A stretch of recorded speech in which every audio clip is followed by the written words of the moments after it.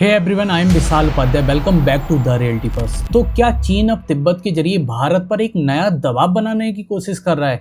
तो ऐसा मैं क्यों बोल रहा हूँ आपको बताता हूँ। देखिए, तिब्बती जो बौद्ध धर्म गुरु हैं दलाई लामा, उन्होंने हाल ही में एक बहुत ही बड़ा बयान दिया है।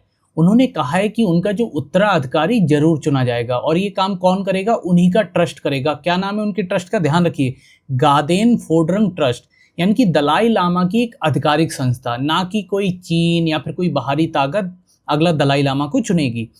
अब ये सुनते ही जो बीजिंग है, मतलब चाइना, उसके माथे पर शिकन आ गई है, क्योंकि चीन बरसों से यही कोशिश कर रहा है कि अगला दलाई लामा वो खुद चुने, ताकि तिब्बती जो बौद्ध परंपरा है उस पर उसका पूरा कंट्रोल हो सके। और इसी के साथ में वो चाहता है कि कल्चरल तौर पर भी वो एक तरीके से तिब्बत को पूरा कंट्रोल कर सके।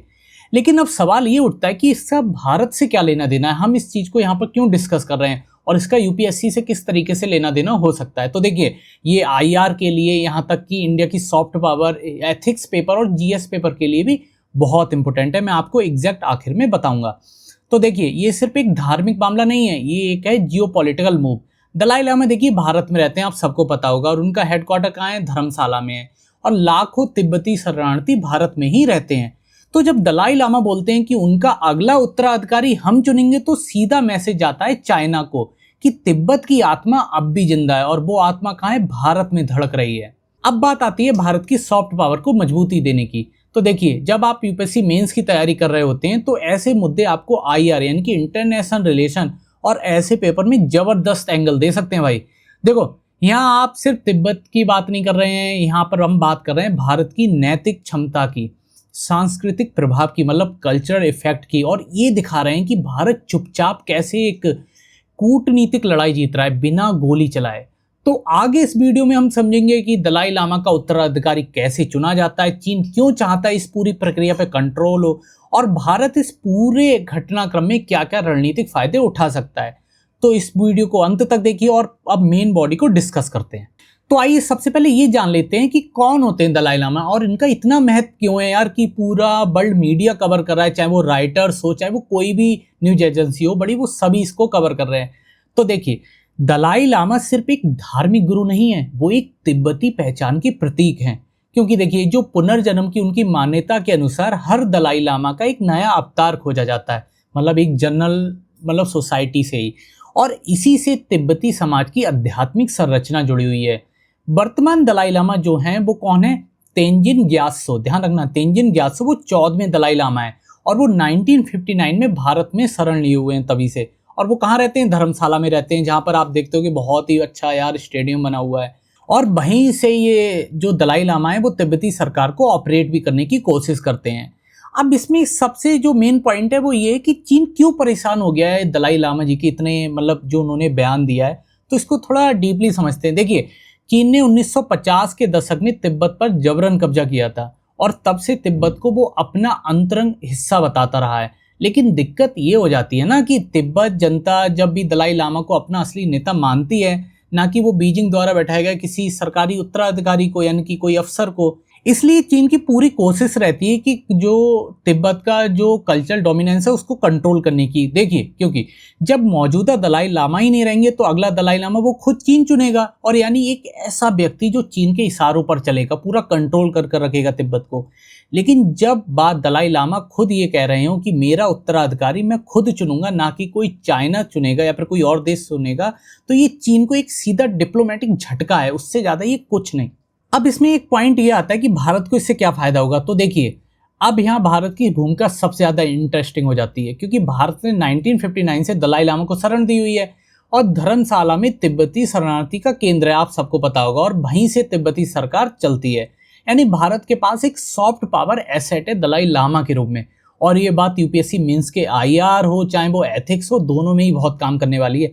क्योंकि भारत बिना किसी आक्रमणता के, मतलब कि बिना किसी वॉर के, अटैक के, सांस्कृतिक और नैतिक नेतृत्व के जरिए चीन के नैरेटिव को काउंटर कर रहा है।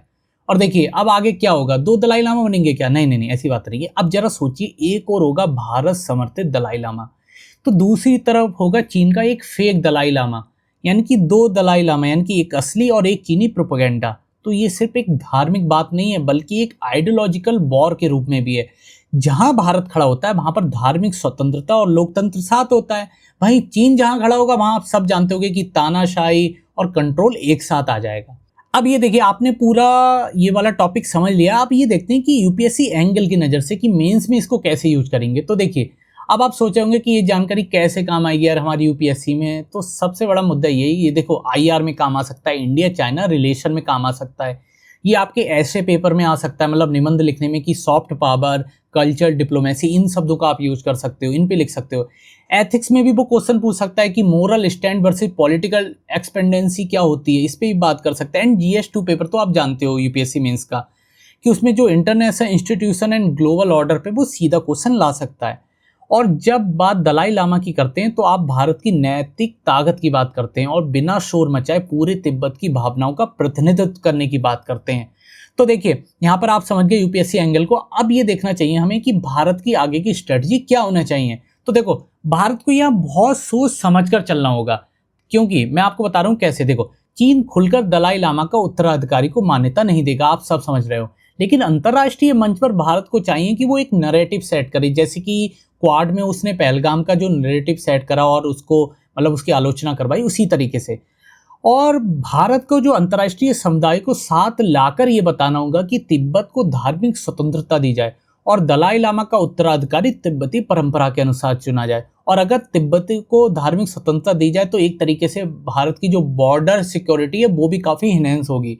यानी अब भारत को सिर्फ बॉर्डर पर ही नहीं बल्कि आध्यात्मिक सीमाओं पर भी लड़ाई लड़नी होगी अपना सब कुछ मैनेज करने के लिए। तो देखिए, टोटली अगर कंक्लूजन की बात करें तो आखिर में बात यह है कि भारत ने सिर्फ एक ऐसी लड़ाई पर मोर्चा लिया है जहां गोलियां नहीं चल रही हैं बल्कि मूल और वैल्यूज टकरा रहे हैं।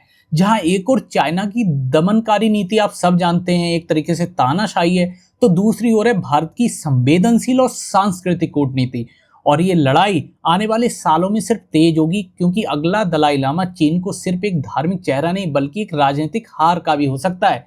तो दोस्तों, अगली बार जब भी कोई आपसे पूछे कि भारत चीन को कैसे टक्कर दे रहा है, तो सिर्फ उसे बॉर्डर से मत समझाइए, उसे आप तिब्बती एंगल भी दीजिए और थोड़ा धर्मशाला के पर्सपेक्टिव से भी समझाइए। तो आई होप आप ये पूरी वीडियो समझ गए होंगे। वीडियो पसंद आए लाइक करो, चैनल को सब्सक्राइब करो। मिलते हैं नेक्स्ट वीडियो में, तब तक के लिए नमस्कार।